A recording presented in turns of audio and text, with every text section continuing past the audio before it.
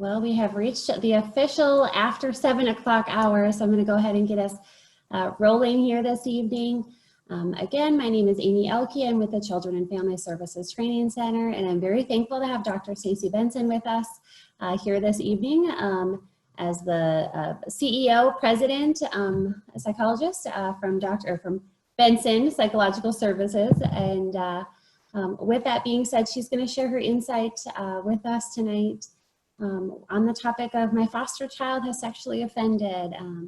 What do I do now? How do I provide support, accountability, and safety for others? So very thankful to have Dr. Benson with us this evening, as well as each and every one of you. So excited to see what the night brings us in regards to newfound knowledge, that's for sure. Many of you are joining in this evening to receive some type of training hour for continuing education. Some of you are here as licensed foster parents, and some of you are here as on the other side of the coin, kind of in the child welfare field as child welfare social workers. With that being said, both entities can receive credit. Those tuning in tonight for the live session, as we are indeed recording, those who are here for the live session, you can receive either foster parent continuing education unit or social work. With that being said, basically, I would ask licensed social workers to comment in the chat box or email me, and we will get those certificates out. We have decided to hold all certificates till the end, just because we have had such a large number of attendees who are needing those certificates.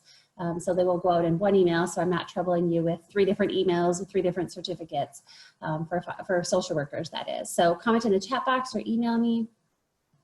If you are here for foster parent credits, do know that we keep a participation list. So with that, as you're kind of logged in, you should be able to see kind of what your name comes up as you see myself as I've come up as Amy Elke. If I was here with my significant other or spouse, I would be able to list him or her in that note as well. So make sure as you're logged in that you include that significant other.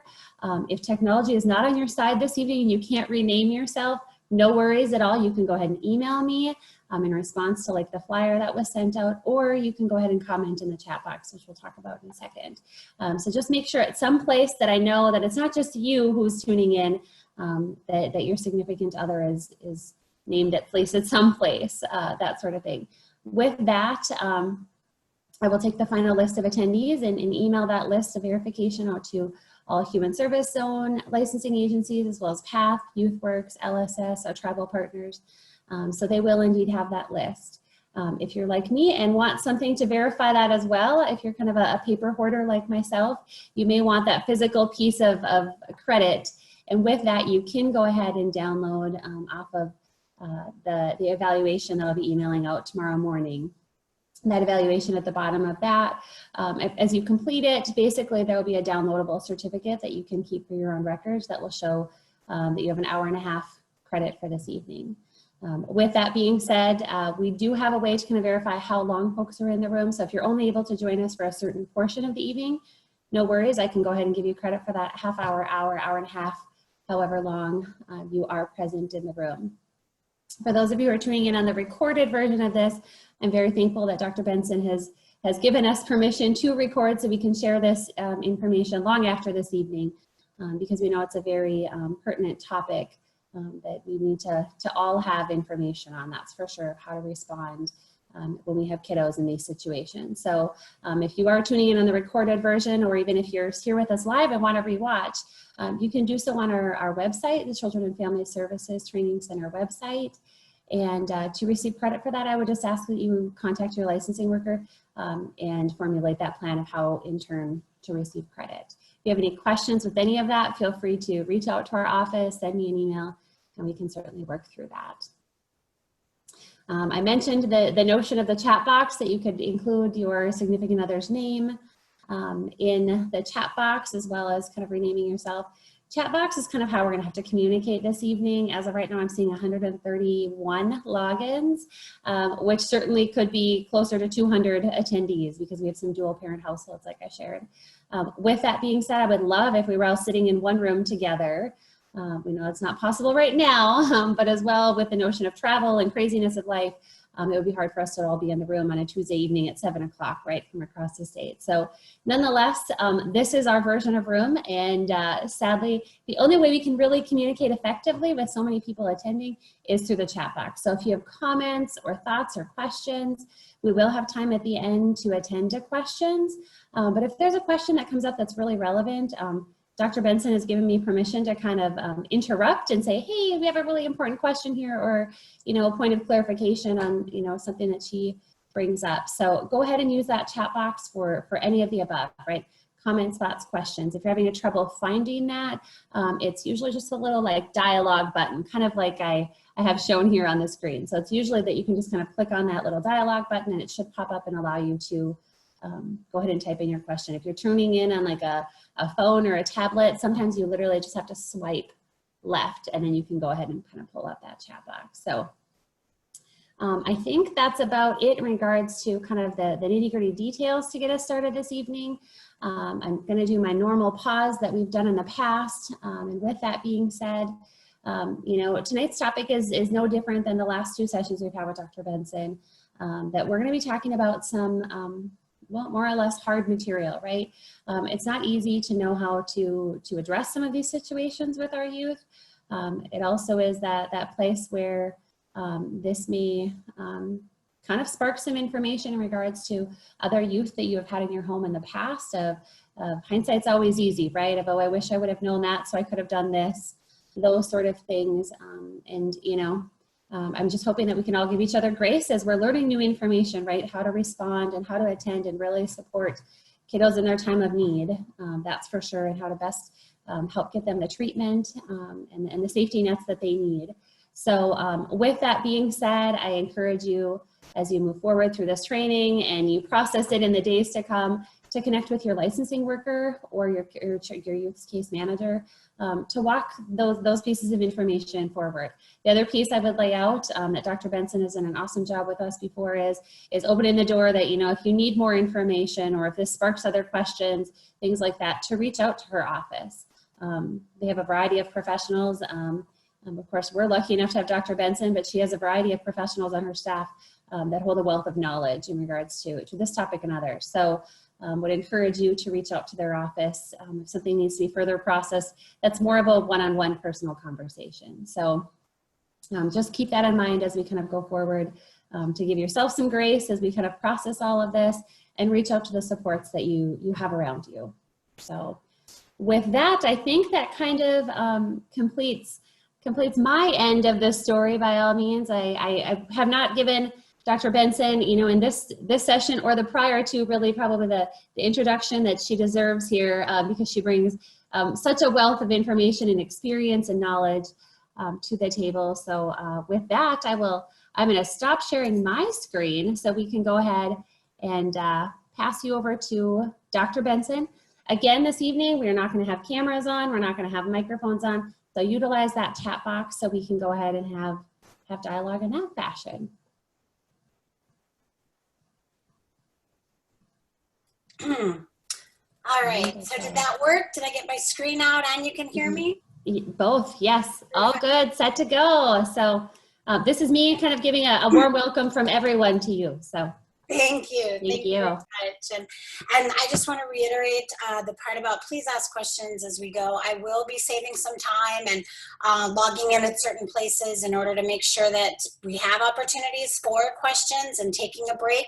But a lot of times if you have a question, you have it right in the moment when we're talking about something. So please don't feel like you have to wait until later if something sparks that. Now, if it's something that I'm going to be talking about later, I'll probably say that, like that's a good question, but we'll be bringing that up shortly. And so I might put some of them on hold, but please feel free to ask as we go. And if you promise not to do the math and figure out how old I am, yeah, I have been working with offenders, children and adults for over 30 years now.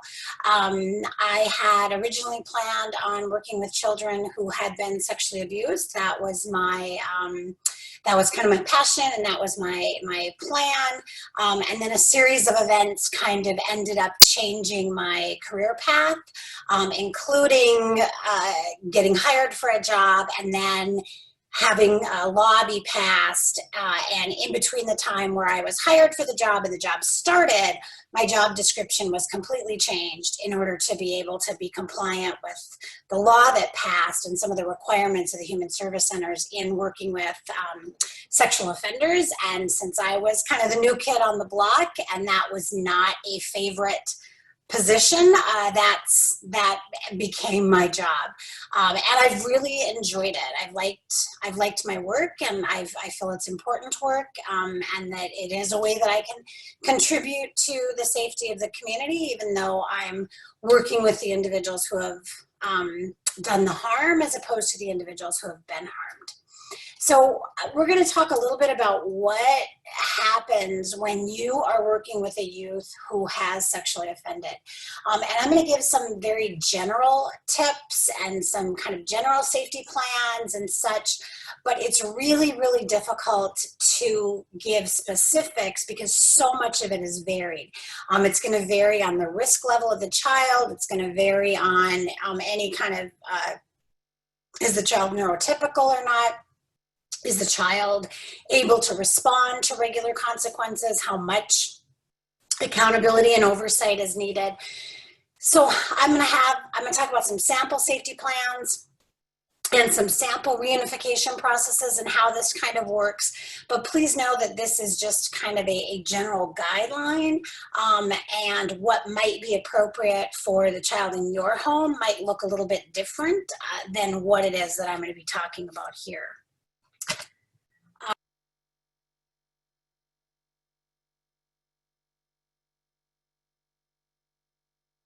Try that. Am I okay? There's a few things where you'll hear me say, if you don't remember anything else, please remember this.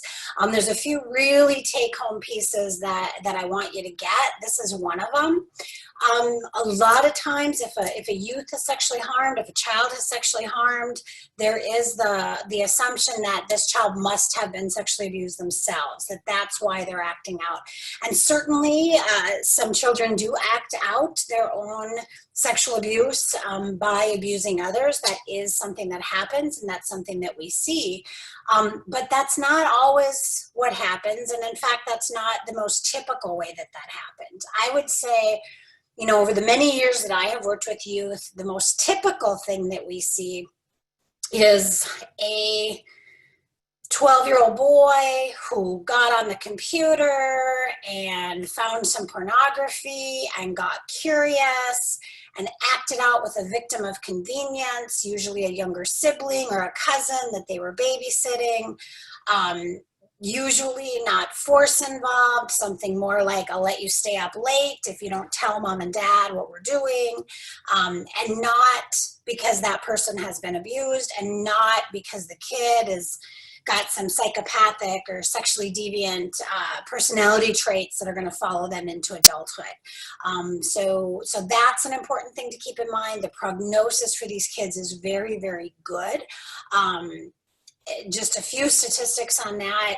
Juveniles tend to reoffend at much lower rates than adults do, and adults tend to reoffend at much lower rates than the general public thinks that they do.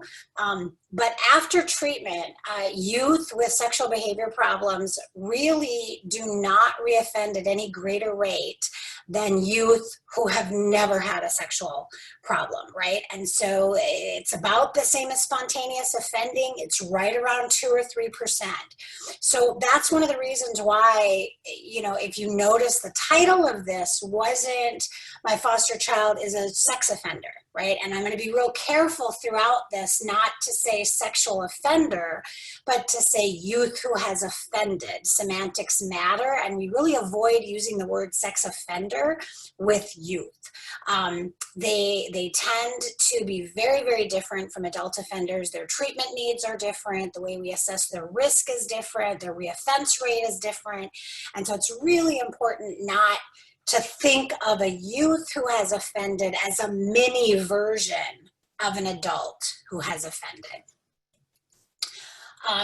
This is important enough that I put it in twice. After treatment, children with sexual behavior problems have been found to be at no greater risk for future sexual offenses than were other clinic children in this particular study. And so again, about 97% of youth are going to have that first offense and then not have another offense as they age. Now, what they may have is they may have another criminal offense.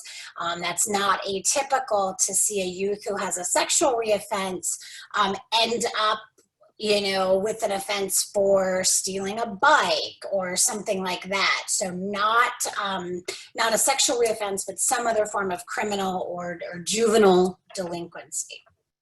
So what do we know about some of the demographics that have to do with that? We know that kids who sexually harm are typically between the ages of 13 and 17. Kind of that puberty is one of the areas where we tend to see it the most. They are generally male. That does not mean that they're always male. Certainly we have female offenders, female juvenile offenders, but most of the time we see males. A lot of times we'll see individuals who have some sort of learning disability or academic dysfunction, some sort of diagnosable psychiatric disorders, not uncommon, anxiety, ADHD, fetal alcohol spectrum disorder. We see kids with autism, conduct disorder. These are pretty typical. A lot of them have difficulty with impulse control and with judgment. They're fairly impulsive. They don't necessarily think things through. They don't have those frontal lobes yet that don't kick in until you're about 20. The research has varied widely. I've seen stuff as low as 20% and as high as 50% regarding physical abuse. I've seen such as low as 40 and as high as 80 for histories of sexual abuse.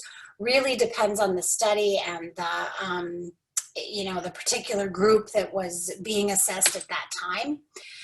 80 to 90%, the 80% is talking about some of those higher risk youth. That means that we've got about 20% there who will go on to reoffend. That's a very small number of cases that fall in that. Most cases are not going to go on to sexually reoffend. As a matter of fact, one of the books that I read basically just said it's our biggest role just not to screw this up, that natural consequences tend to be enough for most kids, that if we just kind of stay out of their way, things will be okay. And a bigger problem comes in when we try to give too much resources. So if you've got a real low risk kid and natural consequences are going to be enough, and we'll talk about that later, putting that kid in intensive treatment, having that kid go out of state, having that kid stay in some kind of a residential treatment center and remove them from natural supports, that can actually do more damage. That can actually make that child higher risk to reoffend. So we really want to make sure that we don't under respond, but we don't over respond. And so knowing the risk that this particular youth places is really important,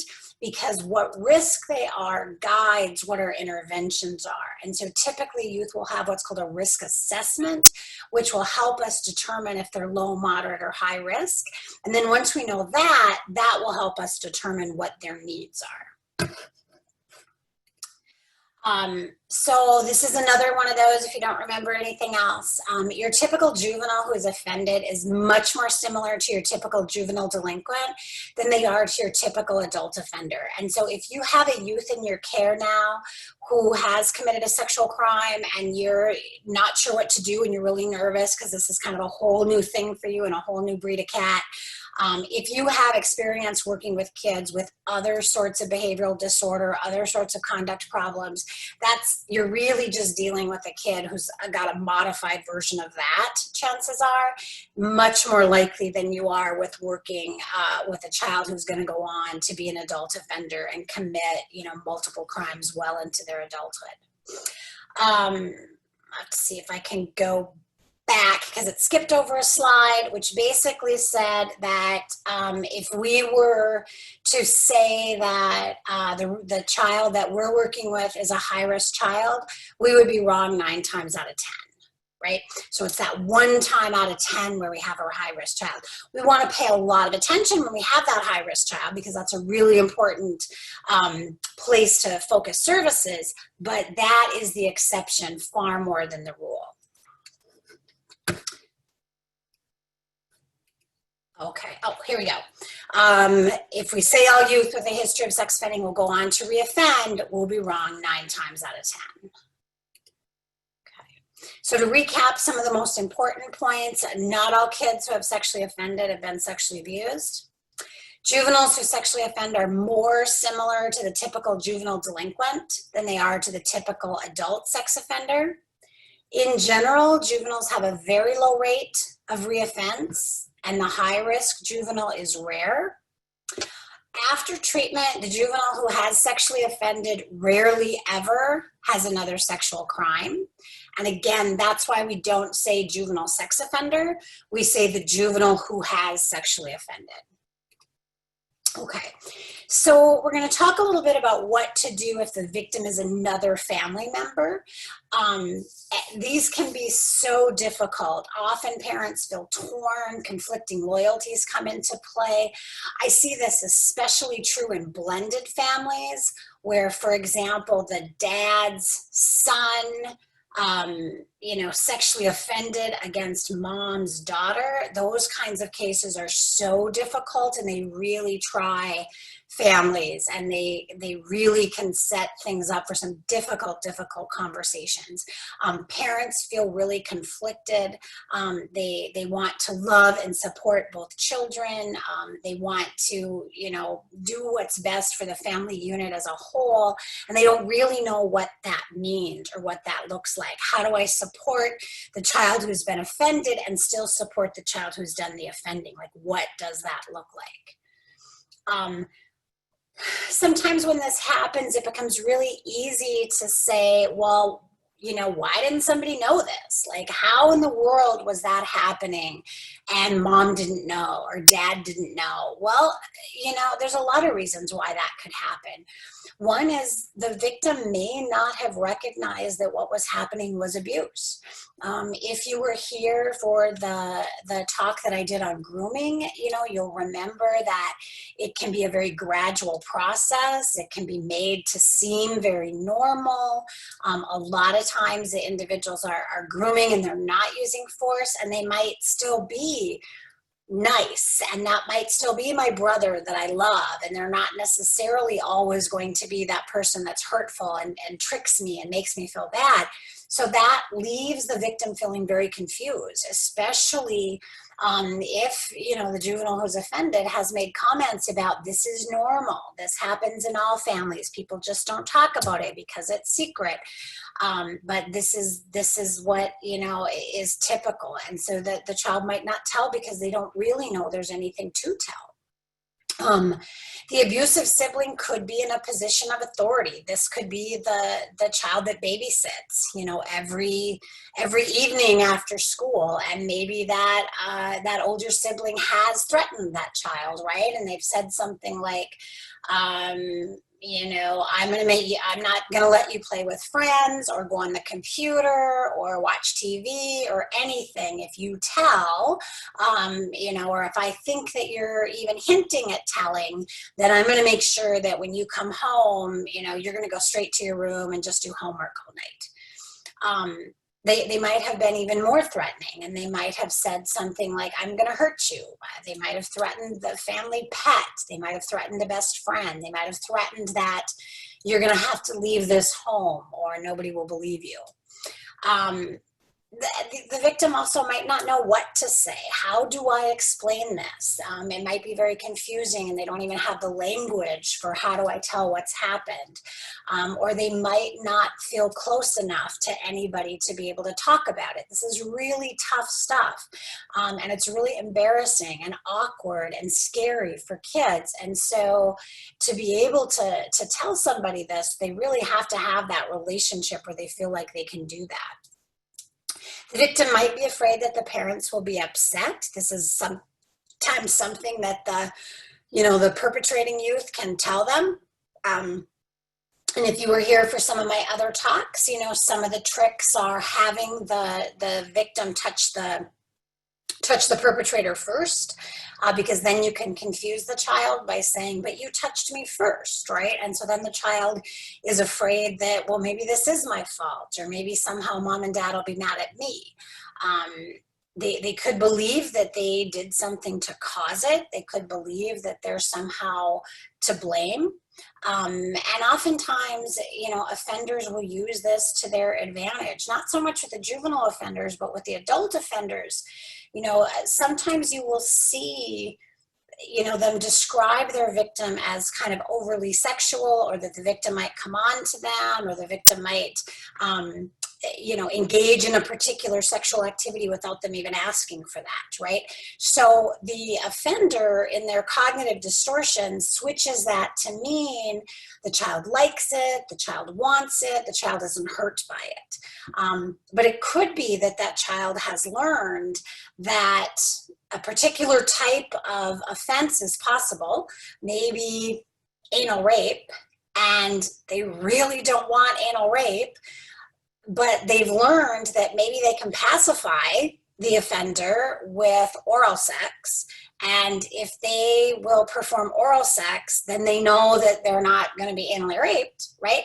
They might be the aggressor. They might be the individual that starts that sexual contact after the abuse has started, not because they want it, not because they enjoy it, but because it's a survival skill. If I do X, maybe I won't have to put up with Y, right? And the offenders will twitch that into somehow meaning that the victim liked it, when that's not at all what it is. The victim has just become sophisticated enough to figure out, how do I protect myself when I know a bad thing is going to happen, but maybe I can protect myself from a worse thing, right? Another reason why the victim might not tell is because maybe the offender, maybe the individual who is offending against them, has given them gifts and special treatment, and has, I'll let you play with my Xbox, I'll let you stay up later, I'll let you go in my room, I'll let you do all of these things, as long as you don't tell anybody, right? And there could also be signs and symptoms that the parents just don't recognize or don't want to believe, right? Like, there's no manual that comes with this. Like, I just got a new car, a few days ago, and I spent like all this time reading the owner's manual, because there's so much to learn. Like, where's the cruise control and where is this? It took me a lot of time to figure out, and read the manual on how to drive this car. But all I had to do was get pregnant to have a kid, right? There's no manual that comes with that. I didn't have to pass any kind of a test.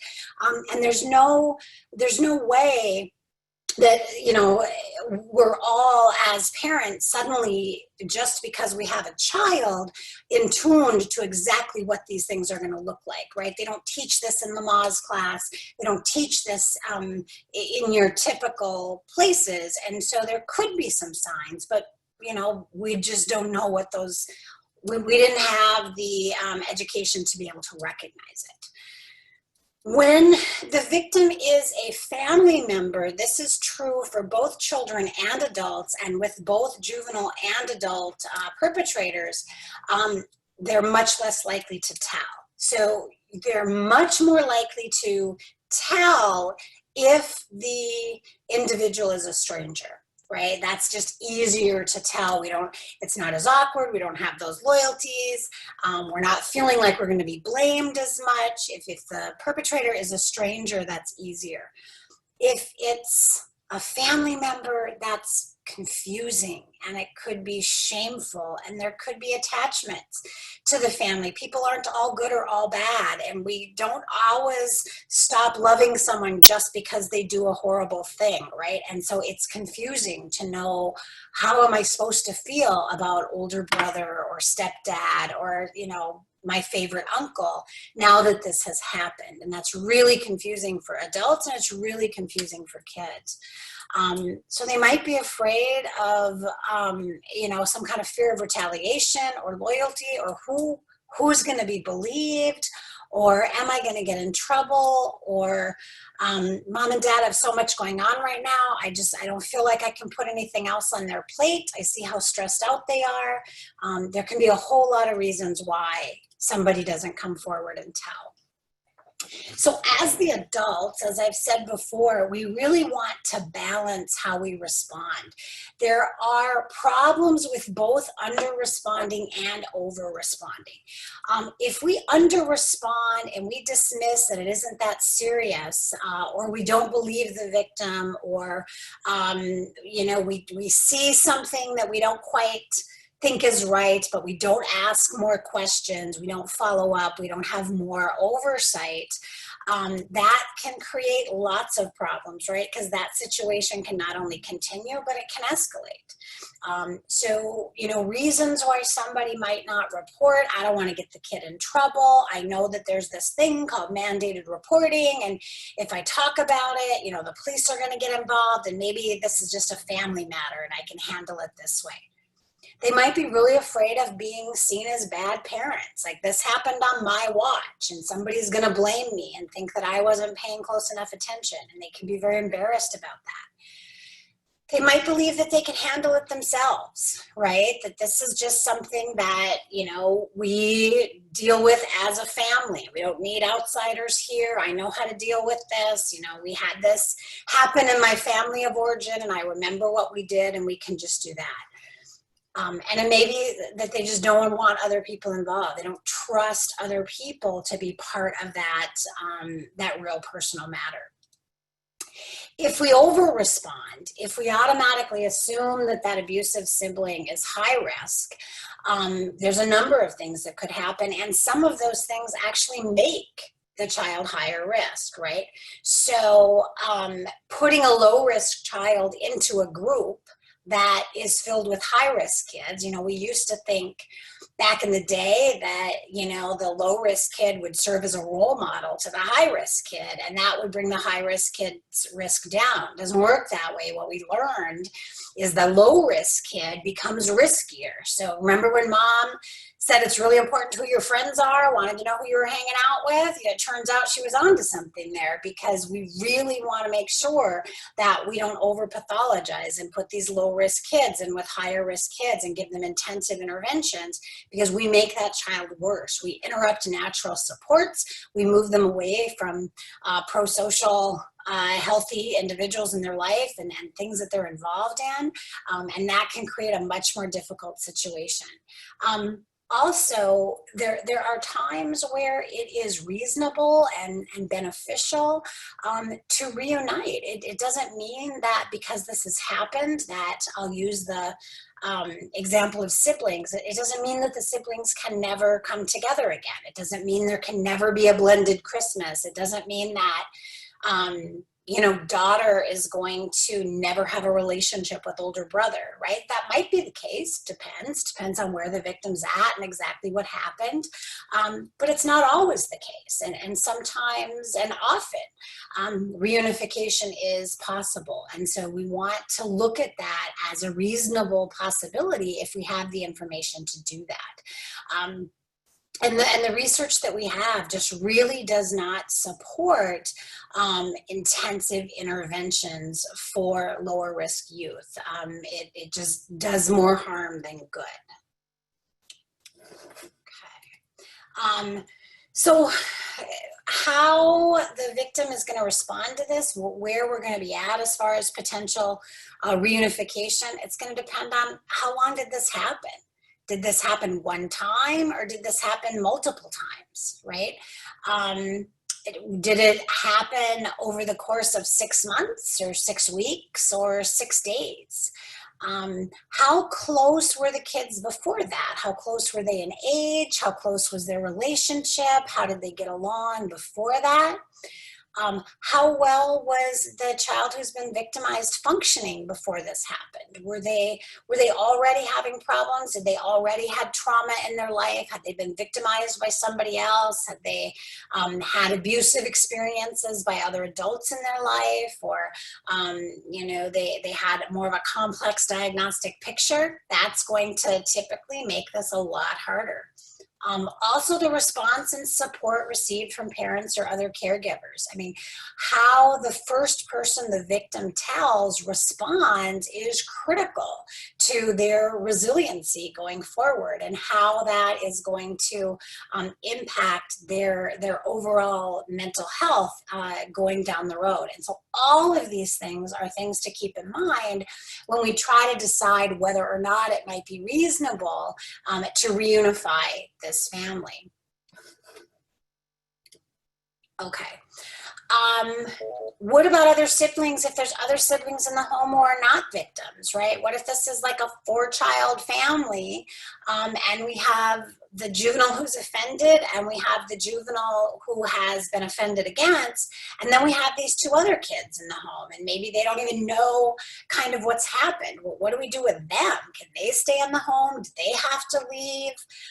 You know, are they safe? What sort of things happen there? What about their relationship with the individual who has offended? Are they allowed to continue that relationship? Obviously, safety is the #1 priority. We have to consider the impact on all of the siblings in the family when we make this. We have to consider what kind of message we're sending to the victim. You know, in everything that we do, what does that say? So if there's a situation and, you know, maybe something different has to happen for Christmas this year, it shouldn't be the victim, the child that was victimized shouldn't be the one that has to spend Christmas with grandma, right? It should be the youth who offended who has to spend Christmas with grandma, like that. Not that grandma's a consequence, but I mean that's whose life should be more disrupted. The victim should not have to make all sorts of changes to their life and to their routine. The individual who has caused the harm is the one that those consequences should land on. So we really want to look at the impact that this has had on the victim, on the rest of the family, the ages of the children, the relationship that they had before, the gender of the children potentially, to really figure out what we might be able to look at in doing this. We might have an individual where it's pretty clear that the ages of the children really aren't likely to create a problem. Maybe, you know, the one child was younger, maybe they were nonverbal or special needs in some way, and the individual who did the offending is not likely to reoffend against his brother, who's 1 year younger and, you know, 8 inches taller and quite a bit stronger. That relationship might not be as vulnerable as somebody else in the family who's younger and maybe more similar to the child that was victimized. So these are some of the things that we want to take into account and some of the questions that we want to know. Primary, we want the safety and well-being of the victim. That's #1.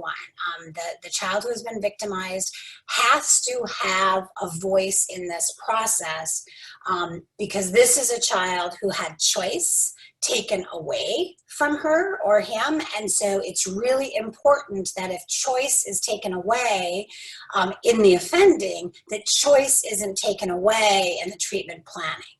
So it's very important that this child has a voice in that process, but we also don't want to completely put it on the victim and say it's entirely up to you, because that can also make that child feel responsible for making big adult decisions, and that, you know, really it's weighted on me, and they might feel pressure to make a decision in one way or another depending on what they think the adults in their life want, or if they're given you know, kind of subtle cues as to how they're supposed to respond to that. So we want to look, #1, at the victim. We want to look at the impact on the victim and the safety and the well-being of other folks in the home. You really want to make sure when you're making these decisions that you have all the information necessary to make that decision. This is where having a risk assessment and having, you know, professionals that do this type of work is really important, because there's a lot of moving pieces to this, and this person might have this information, and this person might have this information, and this person might have this information, but who has it all, right? Who is that central person who is kind of gathering all that information and putting it all into one gestalt so that they can make those decisions. We don't want to make a decision quickly. We don't want to make a decision because, you know, summer vacation is 2 weeks away. So we're going to make something before we really have all the information that we need. That's when bad things can happen, right? And so we want to slow things down to the extent that we can, even when we have these external deadlines that we're brushing up against. So does the kid stay in the home or don't they stay in the home? I don't know. Can we put together a safety plan in the home that is reasonable for the two children to stay in the same family? Is that something that can be done? Is that something that can be done now? Is that something that we can eventually work toward? Like, it's not an option now. The child has to be out of the home now. But I think it's reasonable to think that within 6 months we could start looking at that. Or is this a case where it's like we've got a child who has you know, multiple criminogenic needs, who has acted out in multiple ways, and it's simply not safe to think of them being back in the home. So we want to look at the physical safety. That's one of the things that we need to assess. And that includes emotional considerations in addition to both the physical and the sexual safety. You know, what sort of an emotional toll might this take on the family to be reunited or to be separated? We want to be able to look at all that. And we also have to be willing to make a decision that's not going to be very popular, right? And so we might have a case where everybody's asking for reunification, and even the child is asking for reunification, the victimized child. But we get the sense that the child is asking for that because it's really inconvenient for the family to have that child, you know, stay with this aunt or uncle, and the child is getting pressure from the family to say that they want reunification. And to act in the victim's best interest means that we might have to make those decisions that the family is not gonna like, and that might bump up against that. And the reality is that removal of the abusive sibling impacts the victim and the family, but decisions need to be made based on the safety and best interest of the victim. Okay, so if we do decide, we do an assessment and we think that reasonably, I think this child can come back into the home now. Well, what are we going to do? You know, are we going to have alarms on the door? You can get these alarms that are not, they're not wired. They just alarm when they're pulled apart, and you can set one to an alarm and you can set one to a chime. So you can have the chimes on the victim's bedroom and you can have the alarms on the juvenile who has perpetrated. So that if they get up in the middle of the night, someone goes to the bathroom, something like that, we're able to tell. Do we have to rearrange the bedrooms, right? So maybe we have to set it up so that, you know, we've got our master bedroom on the main floor and the kids are upstairs. But that's not enough in this situation. So we're gonna have to convert the you know, the workout room into a bedroom for the victim, so the victim and the adults can be on the same floor very close together so that the victim feels safer and we've got more oversight. We might have to have video monitoring. We might have to have cameras that are in the home where we're able to see what's going on. We might have to have line of sight supervision. Where that means that the individual who has done the offending is not allowed to go, you know, into the other victim's room or be anywhere where there is an adult who is overseeing things.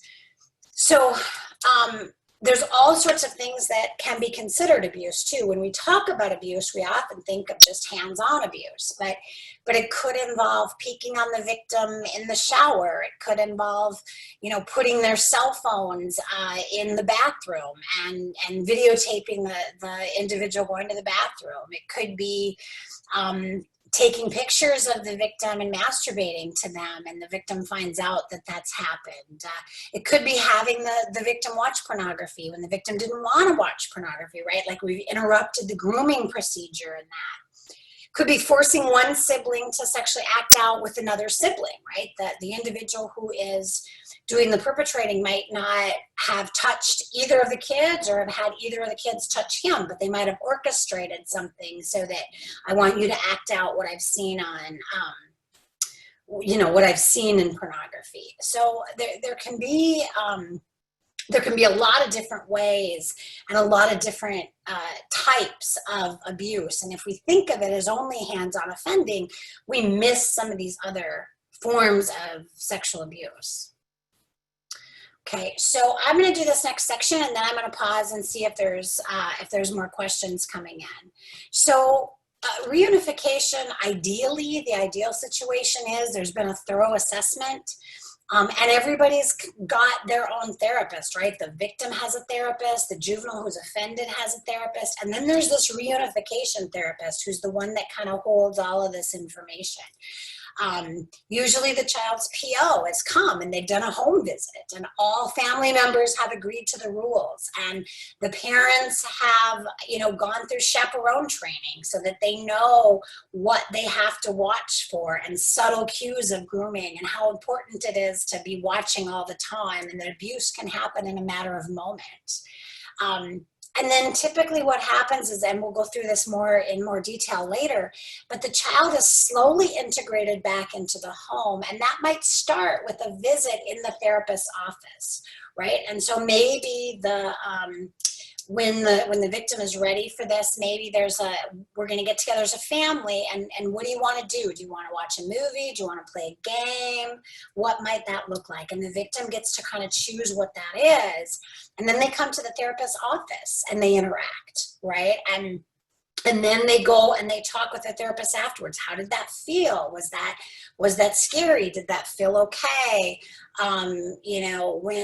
When they started this conversation about this, how did you feel about that? And to kind of empower the victim to be able to be the one that makes the decisions in that meeting, right? She decides where she's going to sit. She decides what game they're going to play. So there's this beginning sense of I have power in what this looks like. And then we're always monitoring, how did that go? Did that go okay? We're not going to go to step 2 unless step 1 seemed to go okay. So we're going to go to, more visits, and then we're going to move that on to longer visits. And then maybe the next one is going to be in a public place. Maybe you go to a park, or maybe you go to a movie, or maybe you go somewhere else, and then we all come back and talk about how did that go? Mom and dad, what did you see? Did that seem to go okay? Victim's going to talk about their experience with their therapist and with their foster parents, and we'll see, are we ready to move on to the next step? And at each step, we're kind of evaluating that, and we're doing this slowly. And we're only moving forward if everything's going good. And if we start having a hiccup, we move backwards again. So we are monitoring this process very, very closely. And then we have meetings to kind of get together and say, what do you think? How do you think this is going? Do we think we're ready for the next step? What's the next step going to look like? What kind of timeline are we on? So sibling relationships are important. They're important across the lifespan. And there is opportunity for healing in this. There is opportunity to have a relationship be healed and supported again. It doesn't negate other aspects of the relationship that are positive. That things aren't all good or all bad. And this might be able to be saved, and it might be an even greater trauma or an even greater loss if this meant that I lose my relationship with my brother over this as well. Often, it's been my experience that the child who's been victimized wants the relationship with the sibling who abused them, that they are ready for that and more resilient than maybe the therapists are. And the therapists aren't maybe wanting to hold back a little bit more. And it might be a situation where the kid really is ready. And they do want that relationship, and they're experiencing the loss in that. So there's times where that can happen, and then there's times where everybody can do everything right and it just doesn't work. And we'll talk a little bit later about some of the barriers that get in the way where it's just not possible to do this. So we want to make sure that decisions are made on an individual basis, not a sweeping policy. We always do reunification, or we never do reunification. One size doesn't fit all. Families are different, circumstances are different, trauma is different. And so we really want to make sure that we're paying attention to what's best for this family in this situation, and not, what did we do in the last case that was similar to that. We want to look at individual factors in the youth, in the juvenile who's offended, and the child who was offended against. The family's overall health and functioning. Is this a family that's overwhelmed, right? Is this a foster home that has multiple high-need kids in that home? There's such a thing as punished for competence. You've got a family that works really, really well with those complicated cases. So guess what? They get all those complicated cases. And maybe right now they just are spread too thin, and they don't have the ability or the time to provide that oversight that's needed in this case, because they've got multiple other kids that are also very high need. Do we have a situation where the individuals believe what's happened and are willing to step in, or do they think it was all just blown out of proportion, right? Those are individuals who aren't going to be good supervisors. Those are people who are going to say, I can run to the neighbors, or I can go grocery shopping quick. These aren't people that are likely to follow the plan if right now the plan says line of sight. Is this a family that blames the victim and is going to tell you stories about how she does lie, and she's accused other people of this, and I don't really want to say it, but she's kind of promiscuous? Is it a family that keeps secrets, right? Is this somebody that and here I'm talking to some of the professionals here that work with other families. Is this somebody that's been on their radar for a while, and they really don't feel like they got a handle on what's going on inside that home, because there just seems to be things that aren't adding up, and every now and then we find out that there was stuff that we didn't hear about. We want to know the degree of potential harm. We want to know the youth's risk for reoffend, right? If most youth are at low risk, then a high risk youth is really a unicorn. And that's an important thing to pay attention to. And so we really want to make sure that we're looking at this situation. If somebody has come back as a high-risk youth, that is a rare thing to happen. If they had an assessment with a trained assessor who's gone through the necessary training to do this and knows what to look for and uses the instruments that you're supposed to use, high risk should be a big red flag, because that is not the typical way these come out. And then we want to look at treatment behavior and progress. How is this person doing in treatment? Are they compliant? Do they have a bunch of thinking errors where they're not taking responsibility? They're not doing their homework. They're blaming other people. They're minimizing what they did. Or do we have a youth that feels really bad and ashamed and embarrassed and wants to make amends for this, but doesn't quite know how, but is really working with the providers to try to fix what they have broken? So questions that we want to ask parents, caregivers, foster parents: are you able to provide the visual supervision that's needed for this child and still respond to the needs of the other children in the home? Is that reasonable to ask of you? What safety measures are you able to take to increase the level of supervision and safety in your home? Is it reasonable to rearrange bedrooms? Is that something that can even be done? How severe were this child's sexual behavior problems? How well are they doing in treatment? Were they aggressive? Was this grooming and kind of bribing, or was this force? Was this something that was much more aggressive physically than what is typical? And how big is the age difference? Is this a 14-year-old with a 3-year-old? Or this is a 12-year-old with a 10-year-old, right? Like, what are we looking at as far as that power differential and how big that is? We really want to make sure that we're bringing professionals into this, and that we're bringing in professionals that have experience in doing this work, right? This isn't something that you should have to do on your own. Like, there's there's all sorts of skills and wisdom and experience that you have that other people don't have, and that's your job and you're good at it, and you do that, and this is somebody else's job and this is their skills and their experience, and that's what they do. And so to be able to bring in the experts to help with these situations when it kind of goes beyond our wheelhouse, and to get informal support, to have other people in our lives that we can talk to about this, to have that trusted friend that you can say that this happened, and it's not going to be posted on Facebook, and they're not going to think you're a bad mom, and they're not going to not talk to you anymore, and they're not going to, you know, not invite you or your family to any of the activities that they usually do. We'll talk a lot later about self-care for you when this happens, because that can be really overwhelming to have to deal with. So what's in a safety plan? There's going to be rules for the children, all the children.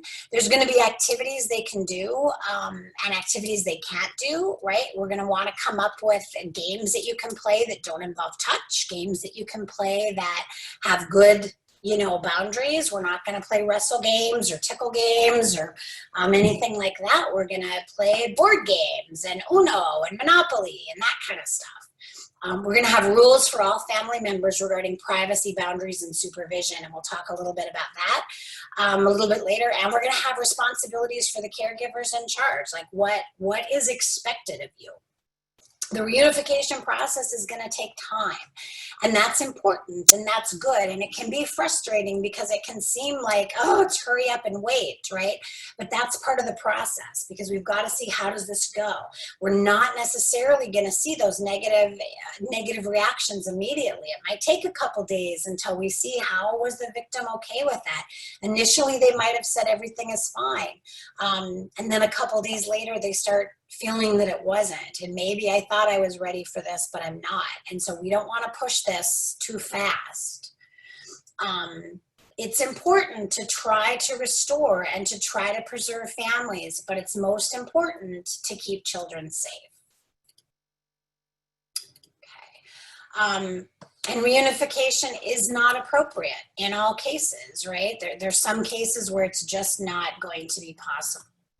And it's not always all or nothing. Like, we're not always looking at a decision between, does the youth come back in the home or not, right? Maybe the youth isn't able to come back in the home, but maybe they can have Christmases together. Maybe there can be, you know, weekend sleepovers. Maybe they can do family vacations together. Maybe we can all meet at the park every Sunday, or we can go to church together or something. You know, sometimes reunification doesn't look like before. Sometimes it's a new normal, but it doesn't have to be all or nothing. Oftentimes we can come up with something that might be able to make that relationship without jeopardizing the safety of that child. So this can be challenging. It can be difficult work. It's going to require patience. It's going to require an understanding that not everybody on the team is going to agree, but everybody on the team has the same goal, right? Mom and dad might disagree at some time. The county worker might disagree. The therapist might disagree. That's okay.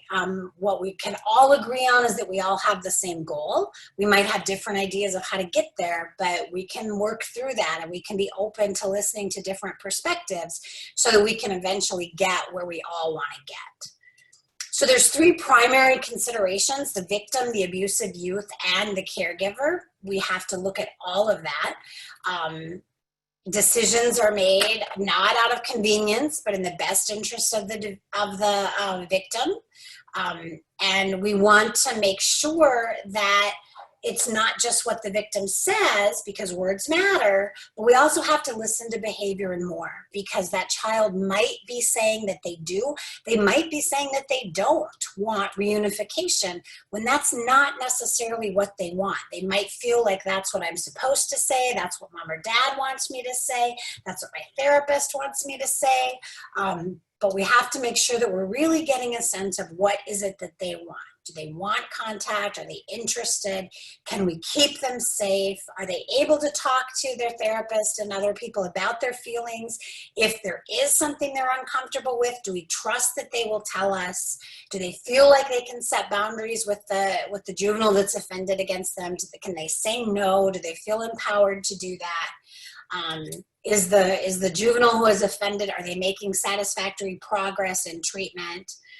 And where are they in treatment, right? Are they just barely started, or have they been in enough that we're able to see kind of what that's going to look like? Where we're beginning to see that they are putting an effort in, they're agreeing to the rules that we've set, and they're recognizing that what this is going to look like going forward is not necessarily what they say, right? That they're not the ones driving the bus on this.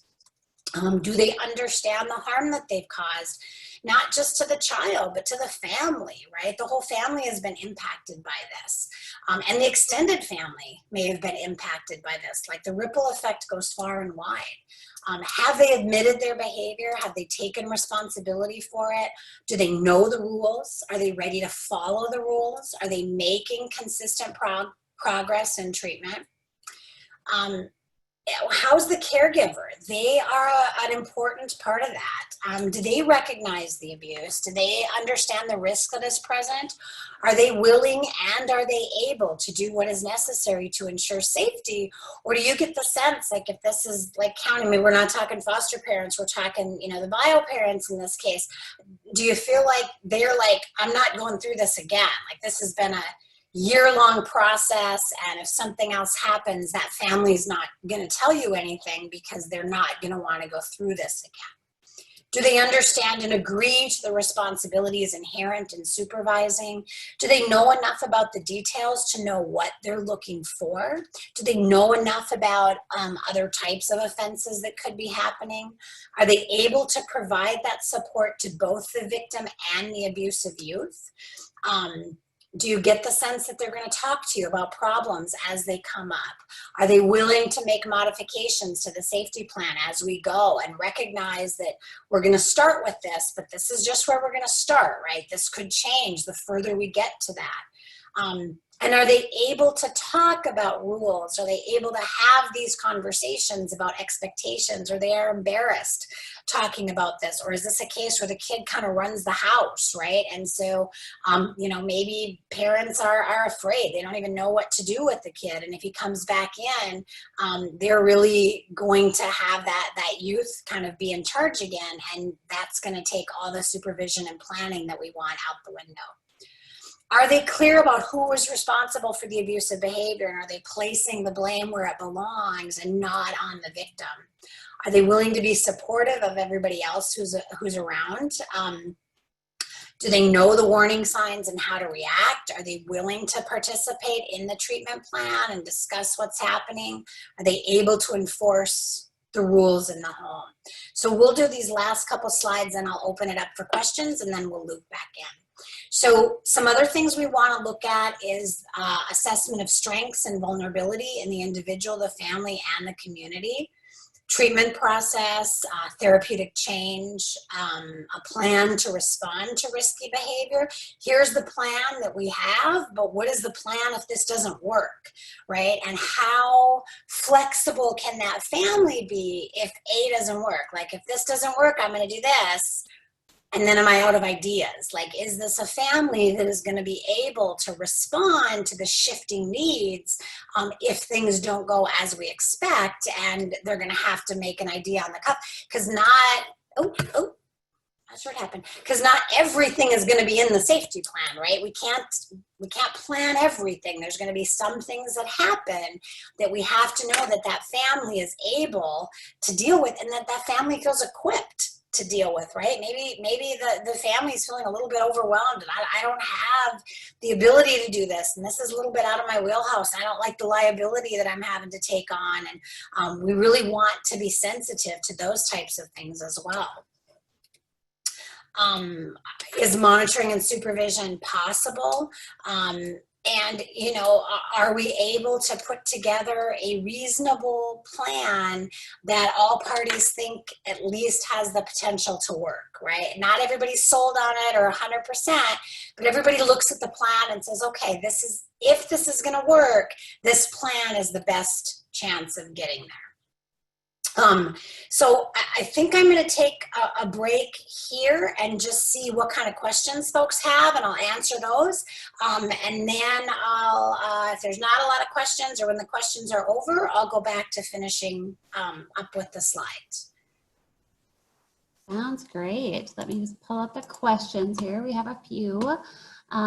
Wondering if you have any like specific advice. I know we've kind of talked randomly kind of in the first session and then kind of throughout, but wondering, do you have any suggestions on kind of the best way to respond to a young child exhibiting sexualized behaviors towards children and adults?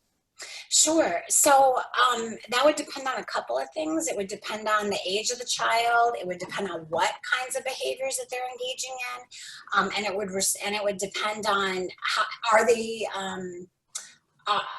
they reactive to redirection? Right? So is this a one-time thing, or have you had this talk a lot and it's continuing to happen? And I think that's where we get to where things become more concerning, right? In the beginning, when we see that behavior, we can just have talks about boundaries and rules and bathing suit parts and privacy and, you know, touching yourself is okay and that's normal. That's bedroom or bathroom behavior, right? Or it's important that we ask somebody's permission before we touch them. You know, do you know that Susie wanted a hug? Did you ask about that? When the child gets a little bit older and we're still seeing these behaviors, you know, then we got to have conversations both in the moment, but then we're also probably having longer conversations about that outside of that, right? So we take that teachable moment as it happens, but then we're talking about that at a time when there's not distractions, and, you know, we can really give it the attention it needs, because maybe this happened as we're leaving daycare and, you know, we've got all sorts of stuff going on and we only have enough time to briefly discuss that. But then we can go home after dinner when the house is quiet and we can say, I want to revisit what happened earlier today.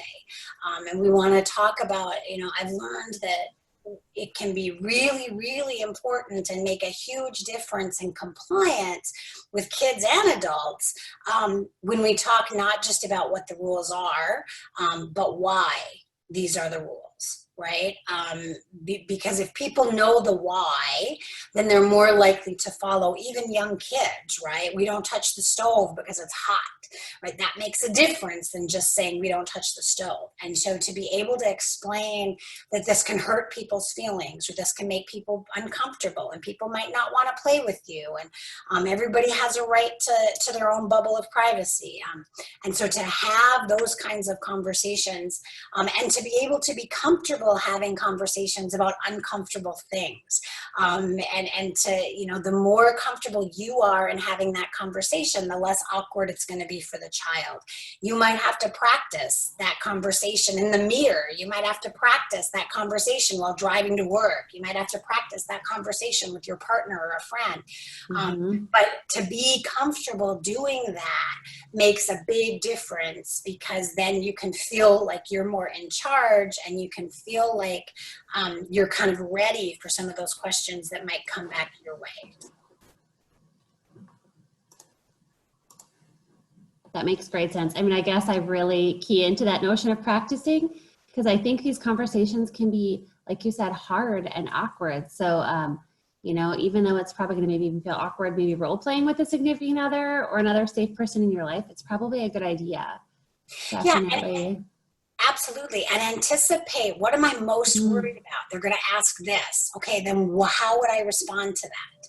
Like, to be prepared to not only have the conversation, but okay, how am I going to deal with it if they ask this, or if they say this? What might I say in response to that? So kind of a follow-up question in the sense of, okay, so let's say you've tried to anticipate those hard questions, and then they get you with that question out of left field that you're like, oh, I wasn't prepared for that. I don't know what to do. Yeah.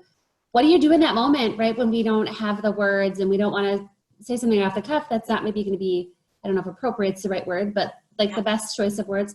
What would your suggestion be in that regard? So I think it's very reasonable to turn a now problem into a later problem, right? There's some things that you have to deal with immediately, right? If somebody's engaging in behavior right now, right in front of you, you don't get to take the time to stop. You have to act.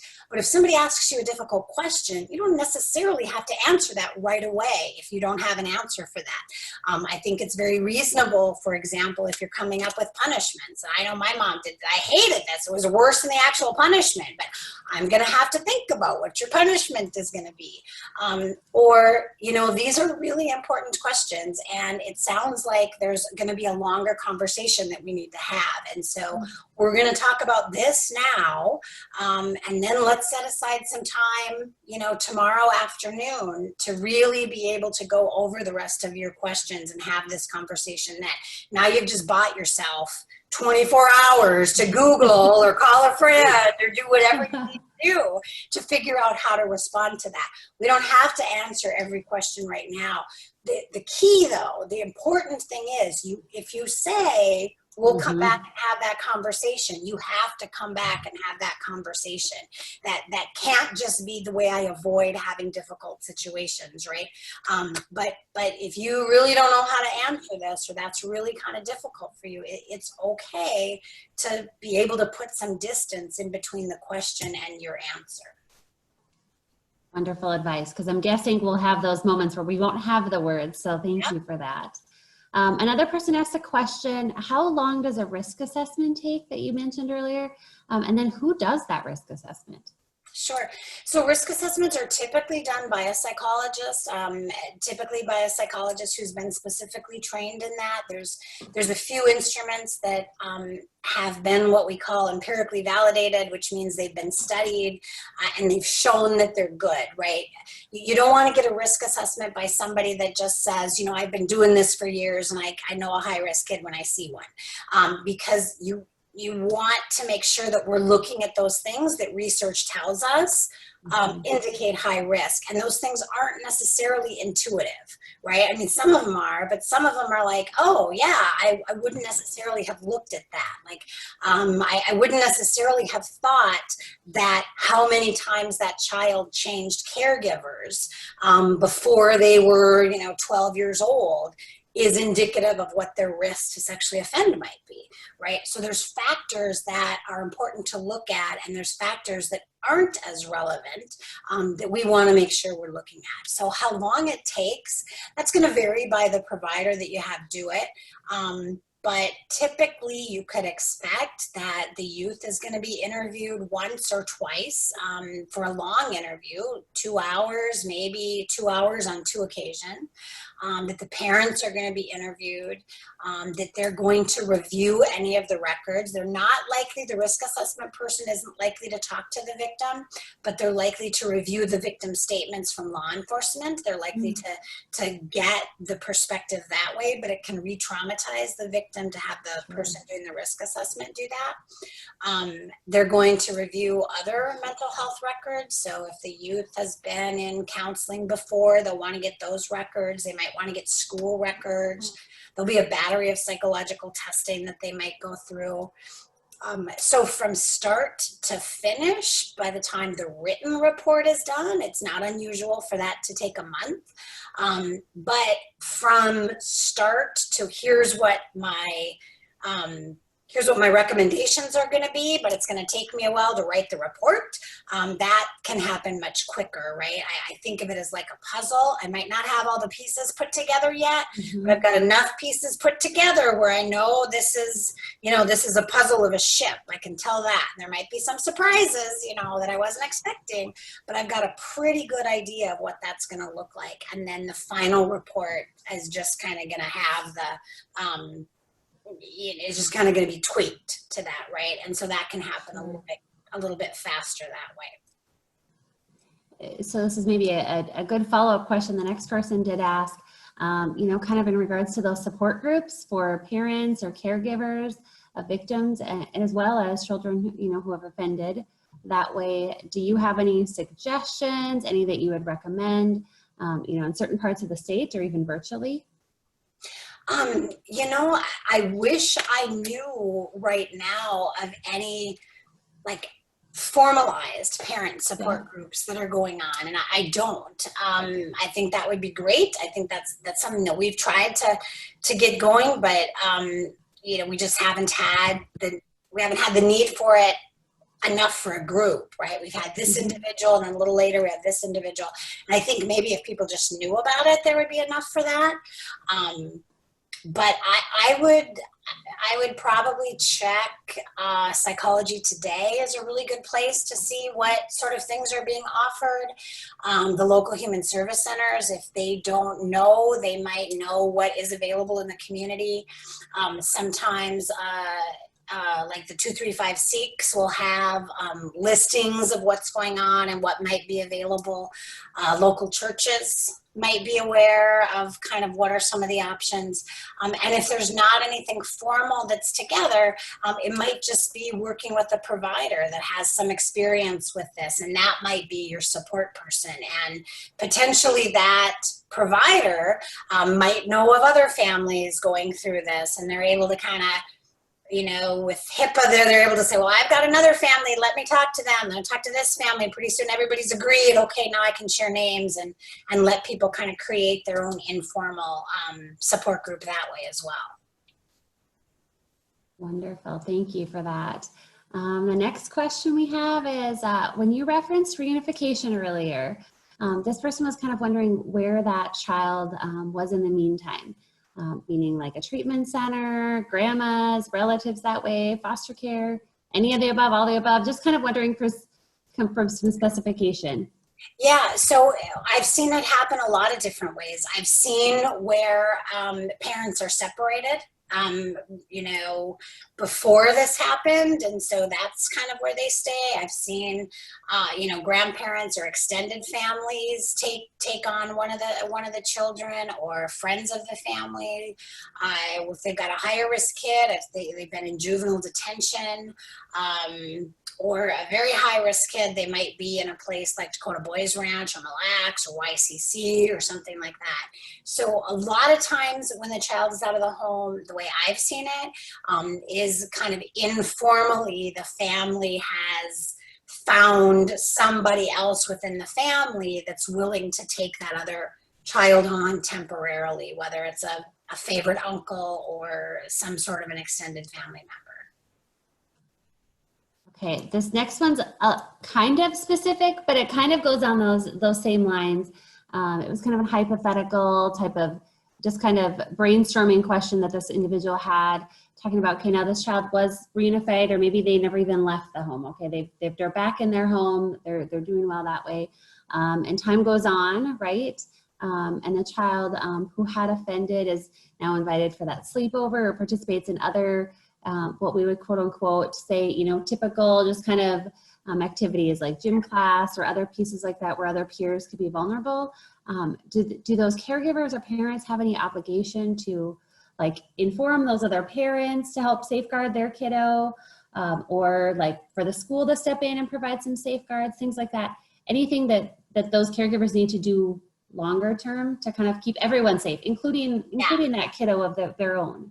So great question. So what I'm going to do as I'm noticing the time is I'm going to answer these questions, and I'm also going to be slowly moving through the slides so that you're getting some of this information as well. That is something that I talk about a little bit later, but I think it's a ways from here. So pay attention to me, and also be looking at some of the information that's coming up in the slide. So yes, there is information that has to be provided. It kind of is like a bullseye, right? And so certain individuals are going to be in the center of the bullseye, and they're going to have the most information. And then individuals kind of who have maybe peripheral exposure to, like anytime there's a sleepover, like you're in the middle of the bullseye, right? But maybe the kid on your basketball team, like maybe we're way outside on the outside of the bullseye. So, and we share information that is important enough to meet the goal of safety. And so that doesn't necessarily mean that we have to give all the details, but it might mean that we have to say something like, Bob has a history of making poor choices. Bob can be impulsive and needs to be watched closely. And so, you know, so-and-so is welcome to, you know, stay at the house or however we're going to work this. But these are the things that you need to know. And these are kind of what I need you to agree to, right? So they don't need to have all of the details, but it's important that they have enough details that we're being honest and allowing the other families to make informed choices. But we're not providing so much detail and we're not restricting so much what that child can do that they can't have pro-social relationships with peers or be involved in the kinds of groups that are really, really important, right? So the Cub Scout, the kids in the Cub Scouts might be way outside on the bullseye, but then when it comes to Cub Scout winter camp, all of a sudden we're in the middle of the bullseye. So how much information we share and who we share it with depends on the risk and the vulnerability in the moment, right, for the task as well as the child for what's happening. And then we don't necessarily have to say that, you know, John sexually abused, you know, his younger sister, but we might have to have information that says John has had boundary problems that have resulted in some really poor choices that have been hurtful. And because of that, Mr. Youth Leader, I would love John to be able to go to Wednesday night youth group, but it's really important that there's an extra volunteer that's just watching John, right? That's not involved in all the other activities. And if there's a way that you can work that where this other volunteer, you know, just happens to always work with this group, that would be great, because it's really important to me that that he's able to be at that, right? So in that type of circumstance, you might not have to tell all the other parents about that at that youth group, right? That John has this history, because you've got a line of sight supervisor who is going to be in that area. It's assumed that he's at a certain level of treatment before he's being allowed to do this. There isn't any one-on-one behavior that's going to happen. We even have plans for bathrooms, like all of those sorts of things. So it's individualized depending on kind of what's going on, and we want to strike that balance between allowing these children to be able to have the pro-social supports that are going to keep their risk down, but we don't want to have undue risk to somebody else who might, you know, have had, God forbid, something happens because we didn't inform. We just thought, oh, he's doing well, we're just going to send him, you know, to youth group, and we don't say anything, and then something happens, right? So we want to be sure that the adults who are in charge know, and that safety plan gets looped in as well. That might be another step of the safety plan that the whole team is involved with, right? Instead of just, you know, this is what one of the parents thinks that they're ready for now.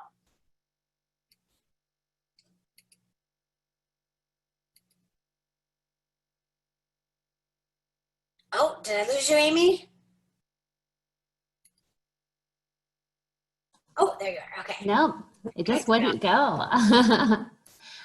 Okay, so do you want us to jump to any other questions that way? Why don't we take a few more questions? Okay. I will flip through some of the slides. I will make my handouts available as well, and then I'll kind of move back into the slides. But I want to make sure and have time for questions. Perfect. Okay, here. So another question is, what are the steps for a victim after someone feels something happened, but the victim didn't say anything? Kind of a hard one. Oh, okay. So you have a reasonable suspicion that abuse has taken place, but you have no proof and the victim is denying anything happened. Those are really difficult situations. And my personal bias is to say, please don't send them to a therapist and tell the therapist, I think the child has been abused. Can you find out? That really you know, most therapists are not, they're not trained as forensic interviewers. Not every therapist knows that they're not trained as forensic interviewers, right? And the way that you ask the questions can really create a demand characteristic where that child is going to now make statements that may or may not have happened. And if something happened and you have had maybe multiple talks with that child, or you've had other people have talks with that child, you potentially can disrupt the ability to actually prosecute that case if something happened. Because now the child's statement can be suspect because they've been asked multiple times, or they've been asked by multiple people. And so now we don't really know what that is. And so what my suggestion would be to create safety for that child. If you assume something has happened, you can create the kind of oversight that you would create, right? You can just maybe do it a little bit differently. We're going to repaint this room. We're going to change bedrooms. You don't necessarily have to say why that is in a situation where you just suspect something. You can have general talks with all the children about privacy and boundaries and expectations. You can up kind of the level of oversight that you can have, and you can decrease babysitting. You know, maybe if we think something happened, we're not going to have babysitting opportunities.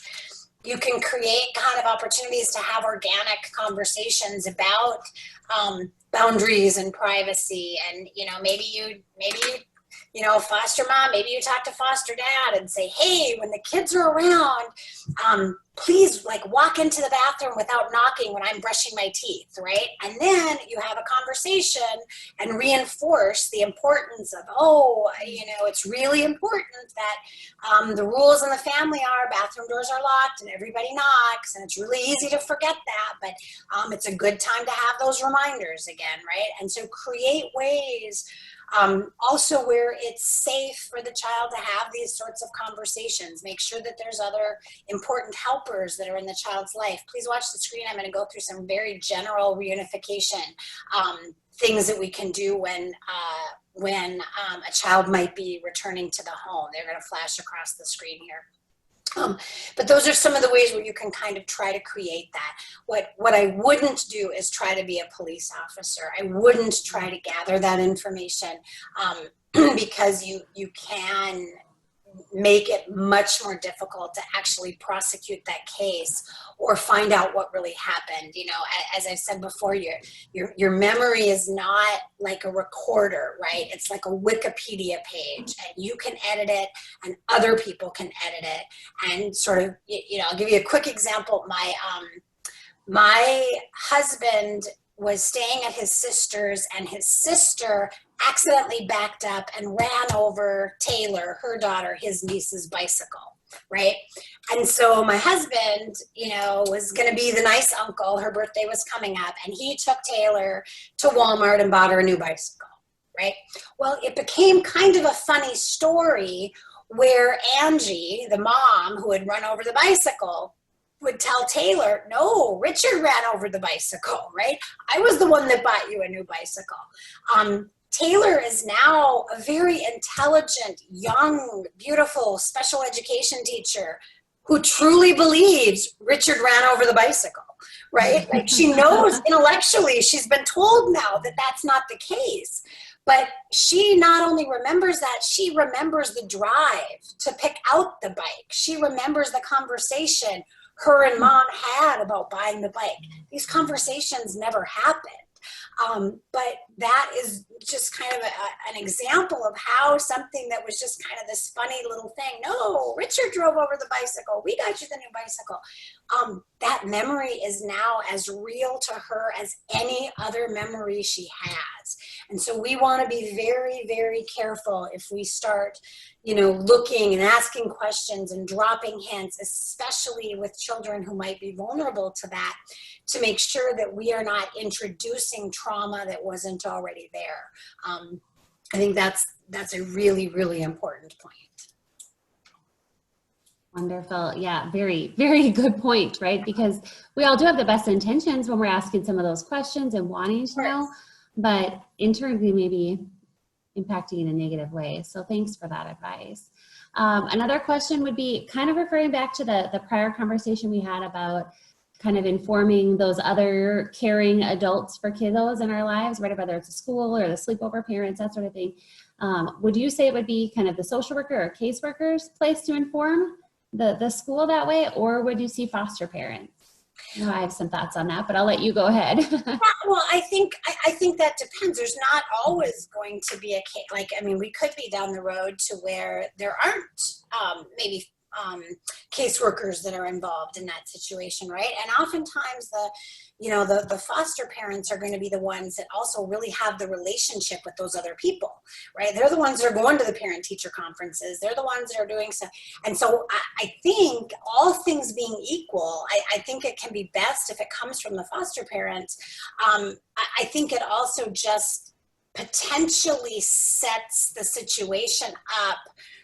You know, if you're working with the father, but all of a sudden now you get a call from the professional, that can also create, like, maybe this is a bigger situation than we have to look at.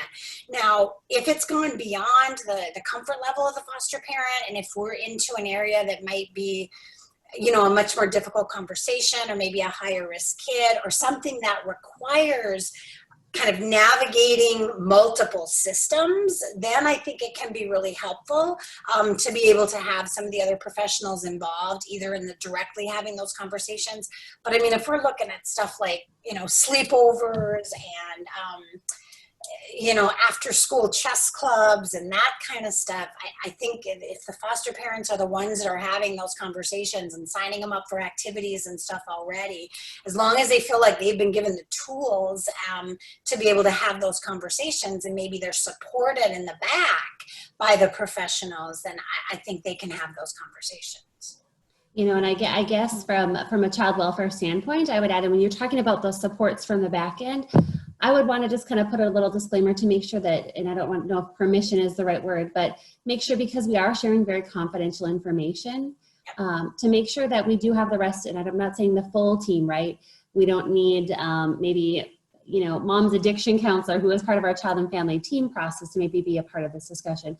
But we're talking about the team, kind of those key players that they know we're having those conversations, and then to talk about what those conversations are going to hold, right? So when you talked about sharing enough to keep everyone safe, right?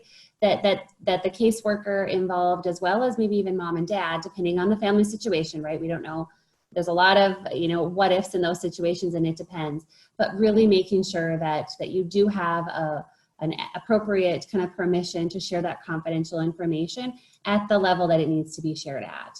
You know, we also wouldn't want information to be shared out and shared bigger than it needs to be, because this is very private information, that sort of thing. So I would just kind of put a little disclaimer. Yes, I agree that I think because foster parents are going to have those conversations, it'd be weird if I was the child's case manager that I'm now going to call the kiddo that they're going to have a sleepover with, and they're going to be like, who's Amy? What's going on?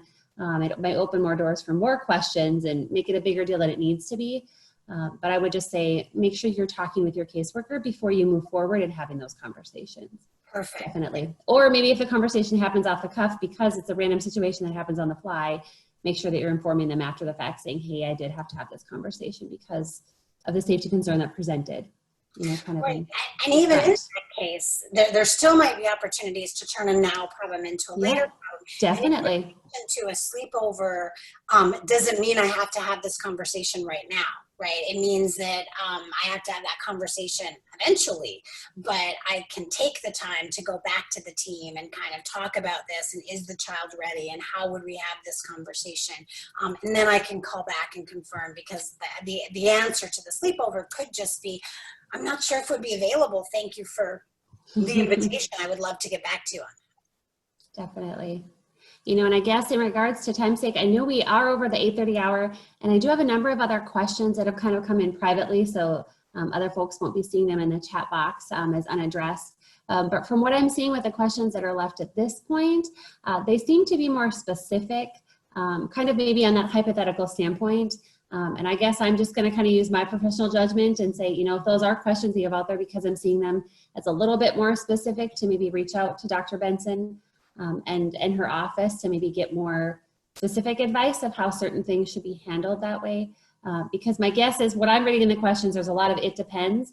So I don't even know if I want to put Dr. Benson on the spot to give an answer that's going to leave a lot of open-ended pieces to that. So I do know a couple of people have asked for the PowerPoint, and we likely can share that. Is that right, Yep. Dr. Benson, that we can share that through an email?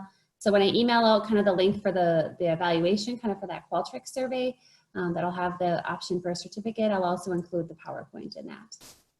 Yeah, I think, safety plans, I'll steal from Freud. And one of the things Freud said about therapy is that it's really hard to explain what happens in therapy. Therapy is like chess. I can explain the opening moves because there's a lot of very similar opening moves, and I can explain the ending moves because there's a lot of very similar ending moves. But every piece and every move that happens in between is so dependent on the other move that happens that it's a lot more difficult to do, right? It's a lot more difficult to explain. In the handout that you will get, there will be kind of a generic safety plan, and there will be a generic reunification plan. Now, I've given these out in order to give you kind of a skeleton to show you an example of what this might look like. Please know that that's not going to be appropriate for everybody, and so it wouldn't be reasonable to just take that and make that your safety plan or make that your reunification plan. But I think it does a nice job of giving you an idea of what one might look like, so that at least you can see, okay, when we're talking about what a safety plan would look like, at least this is what it looks like for a child, and I have a sense of how that might need to be tailored for the child in my home. Wonderful. I'm not seeing any other specific questions coming in on the chat box. I have seen a number of comments of just really appreciation notes for you, Dr. Benson, of spending 3 different evenings with us, fast forwarding through a ton of information. And, I think we could spend probably the next few Tuesdays together, right? Tuesdays or Thursdays hanging out and really diving deeper on this. But I think it does give us a really good foundation of how to keep kids safe, right? On all ends of the spectrum when it comes to this, having those conversations from day one about safeguarding yourself and safety planning that way, all the way through the notion of having those other hard conversations to keep kids safe after an offense has maybe taken place. So definitely thank you for that. So I'm not seeing other questions. I don't know if you have any other wrap-up statements or anything else that you would like to share in that regard?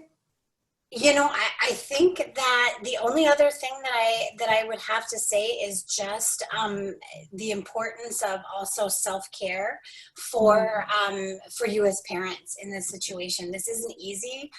It can be very difficult to work with children who've engaged in difficult behavior, and certainly sexually difficult behavior. Sometimes your usual supports are not going to be supportive to you, like the kid. The friend that you can call when your kid gets caught, stealing somebody's lunch or something like that, and they're going to be supportive and empathic, and they're going to tell you what to do, might not be the friend that you can call when you're working with somebody who's been sexually abusive, right? And that you might find that your circle of supports gets smaller and smaller and smaller, and the people that are going to be compassionate towards you and helpful towards you are smaller. And so please, take the time to support each other, and, to support each other as a family, to find those people that will be helpful.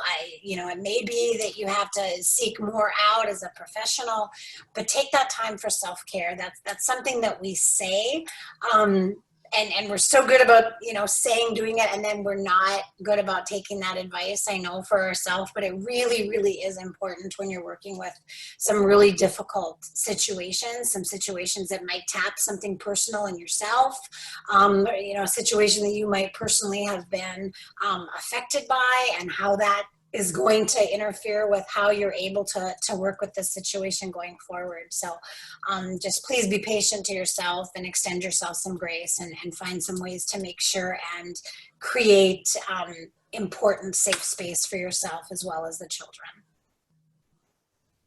Well, I think that's an amazing note to end on, right? Because we all do. We're really good at attending to everyone else, but getting ourselves on that to-do list is a lot easier said than done. So I'm not seeing any other questions come in. Obviously a variety of a wealth of information that I see you streaming through still. So I will indeed send out that PowerPoint.